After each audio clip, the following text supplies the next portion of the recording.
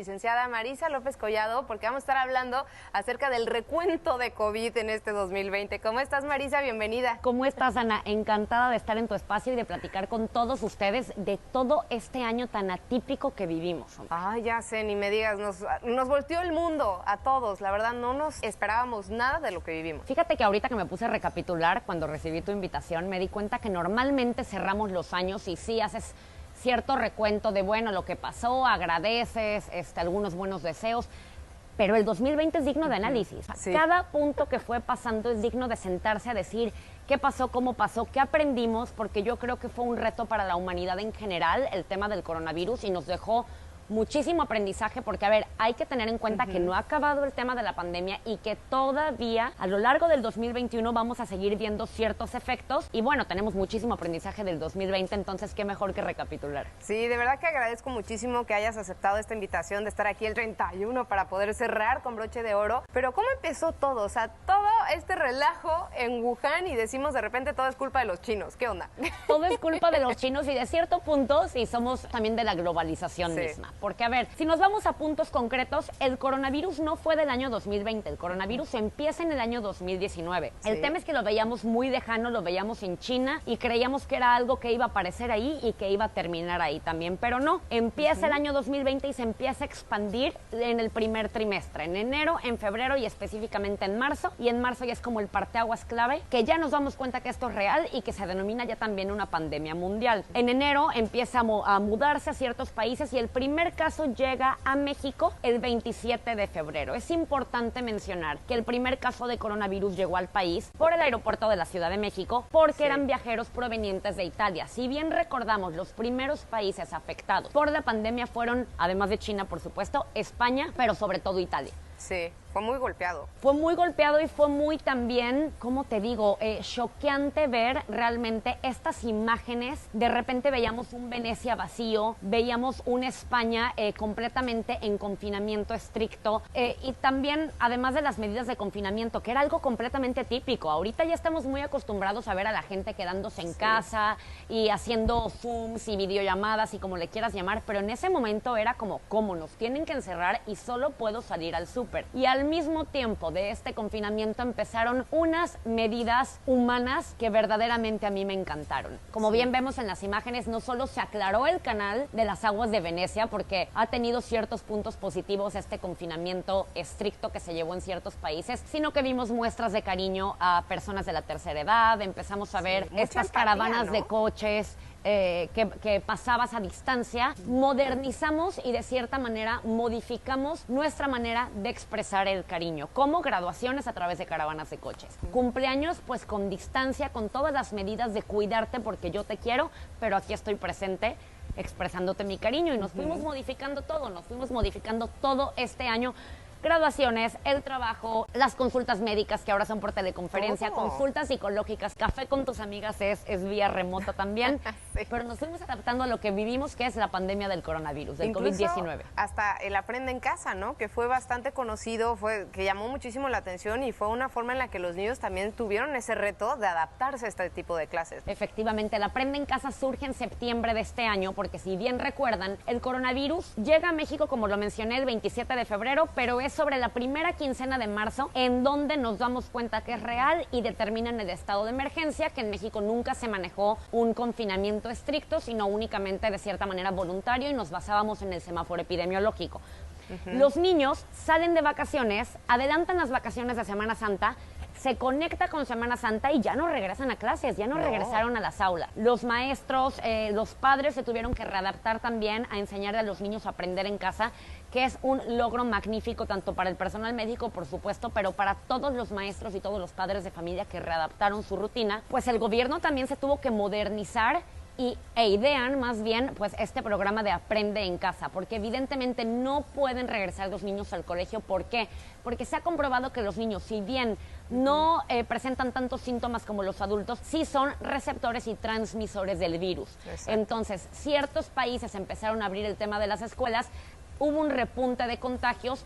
En México no se pudo llevar a cabo así y bueno, los colegios privados se adaptaron de manera remota y la escuela pública a través de televisión con Aprende en Casa, que ha sido un esfuerzo titánico y heroico en todos los sentidos. Sí, también un hecho que, por ejemplo, a mí me llamó muchísimo la atención y lo recuerdo y se me pone la piel chinita, cuando el Papa Francisco primero hizo esta como que fue extraordinaria, donde no había ni un alma, y de repente lo escuchamos nuevamente con un versículo de Mateo y dices, wow, o sea, ¿a qué nos estamos enfrentando, no?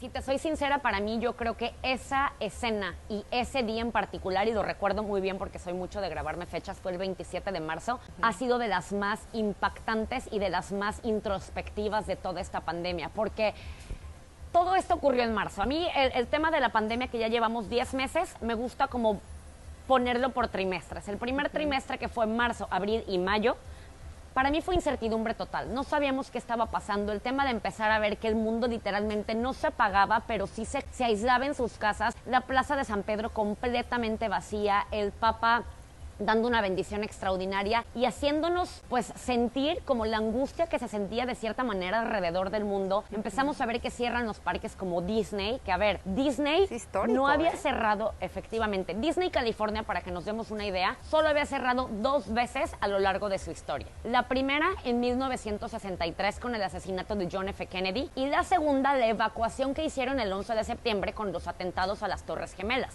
Y habían evacuado o cerrado el parque por 24 horas únicamente. El tema de ver Disney vacío era algo literalmente pues casi no visto. Y de repente llega esta pandemia y el 16 de marzo lo cierran de manera indefinida. Ahí es donde nos empezamos a dar cuenta que no era un tema de una semana o de una cuarentena o de unos meses, era un tema indefinido lo que estábamos viviendo. Y efectivamente en marzo, abril y mayo son estos primeros meses en donde confinamientos estrictos, la bendición extraordinaria del Papa Francisco, empiezan a cerrar Disney, empezamos a ver como que todo el mundo se está no solo paralizando, sino cancelando el tema de las Olimpiadas, y para mí fue una incertidumbre total. Tan incertidumbre que no sé si recuerdan ustedes, que no sabíamos que estábamos enfrentando, que las compras de pánico fueron de papel higiénico. Sí, o sea, ¿qué onda con la gente, no? En corre por tu vida es corre por el papel higiénico. No se compraron jabón, o sea, alcohol, que también se acabó, pero el papel higiénico. Para mí el desabasto de papel higiénico es un sinónimo de la desinformación que había, porque no sabíamos no sabíamos cuánto tiempo íbamos a estar encerrados, si ibas a poder salir o no. Porque de película. De película de terror, porque poco a poco, yo en lo personal no caí en esas compras de pánico, pero poco a poco fuimos conociendo un poco más del virus. Pero al principio era, te contagias por respirar. No sabíamos el tema de la sana distancia, todavía no teníamos estipulado el tema de los tapabocas, si bien recuerdan. Todo esto fue un avance de información que fuimos teniendo en el resto de los meses, que ya el segundo trimestre de esta pandemia ya fue un poco más informado. Ajá, eso te iba a decir, íbamos adquiriendo nueva información y eso permitió a lo mejor a muchos países, como el caso de Italia, que fueron los primeros como que, ok, bueno, vuelvan a salir poco en poco y con ciertas medidas y restricciones de lugares abiertos. Justamente, los dos países que enfrentaron primero la pandemia, que fueron Italia y España, de cierta manera también marcaron un modelo de cómo la manejaron ellos, porque yo no soy quien para decir si fue exitosa o no, pero en primer lugar confinaron a su gente de una manera estricta. Los españoles no podían salir a menos que fueran al súper y no podías ir al súper a comprar una cebolla y unas papitas. O sea, verdaderamente tenías que ir a comprar la despensa completa y había policías resguardando que fueras al súper más cercano. Y te pedían ticket aparte. Efectivamente. Y en dado caso que tuvieras que ir como al hospital o algún vuelo, lo que sea, te pedían como un permiso que tenías que presentar. O sea, realmente sí era un confinamiento estricto. De esta manera, ¿qué logran hacer? Logran frenar la curva. ¿Qué es frenar la curva? Es un término que hemos escuchado en todos lados, pero realmente es que el número de contagios que en una gráfica va de manera ascendente logre llegar a un máximo, que es el pico de la curva o el punto máximo de la curva, y como la gente está confinada y ya no se contagia, empieza paulatinamente a descender.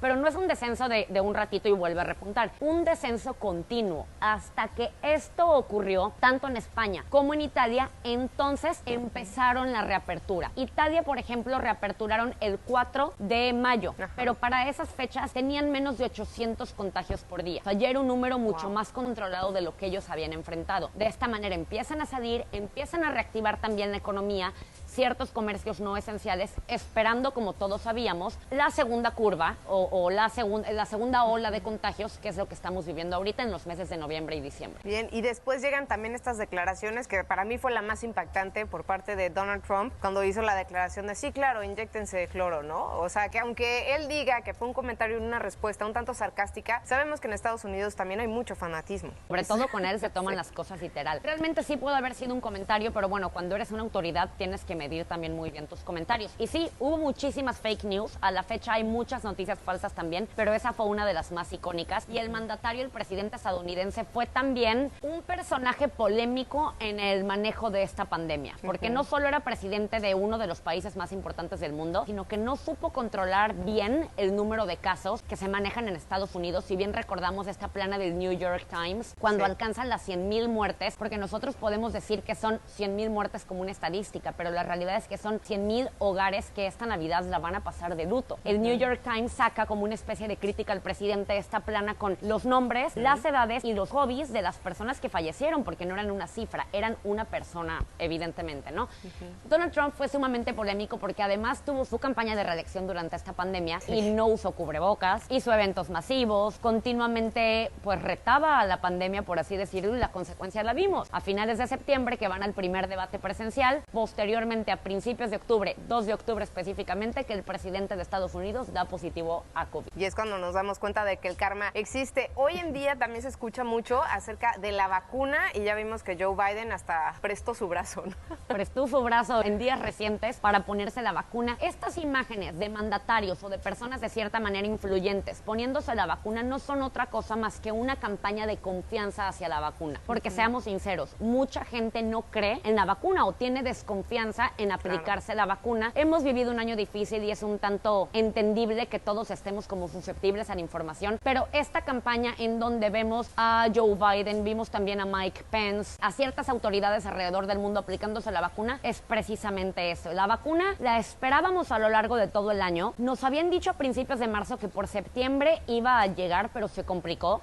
El segundo trimestre de la pandemia, como lo llamo yo, el tema de junio, julio, agosto y hasta septiembre, se complicó un poco el panorama. Eran estos ensayos clínicos en donde la gente tenía reacciones adversas, sembraba cierto miedo, algunas desarrolladoras hasta frenaron sus procesos de vacunación, pero cerramos el año con una noticia positiva a mi gusto, que es que el 2 de diciembre, el último mes de este año, ya Reino Unido autoriza la vacuna de Pfizer, que inicia el proceso de vacunación a su población. Fue una imagen esperanzadora para todos, porque si bien hay gente que dice que fue muy rápido o que la polémica que puede haber aquí, ya tenemos una vacuna para empezar el año 2021, si no, de otro panorama estaríamos hablando. Sí, y la señora Margaret pues se convirtió en una celebridad. La señora Margaret, de 90 años, que estaba encantada que ya iba a poder ver a su familia para el cumpleaños 91, que fue la primera persona en Reino Unido que se aplicó la vacuna. Como vimos, creo que tenemos de todo en este año, ¿no? Que al final no importa en qué parte de este globo terráqueo nos encontremos, atravesamos la misma situación y creo que eso nos hace uno como toda una sociedad.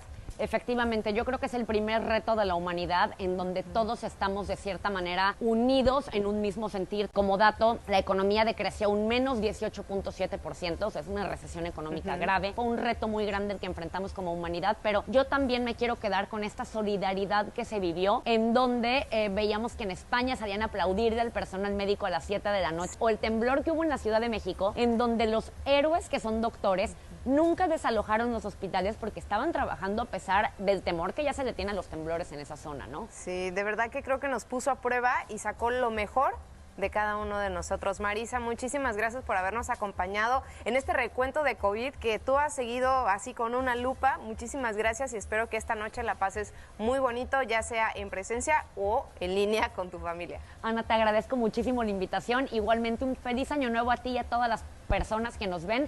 Que el 2021 que iniciamos verdaderamente, pues es un año nuevo, es un año de esperanza y a empezar con la mejor vibra y con la mejor actitud. Feliz año nuevo a todos, feliz año nuevo.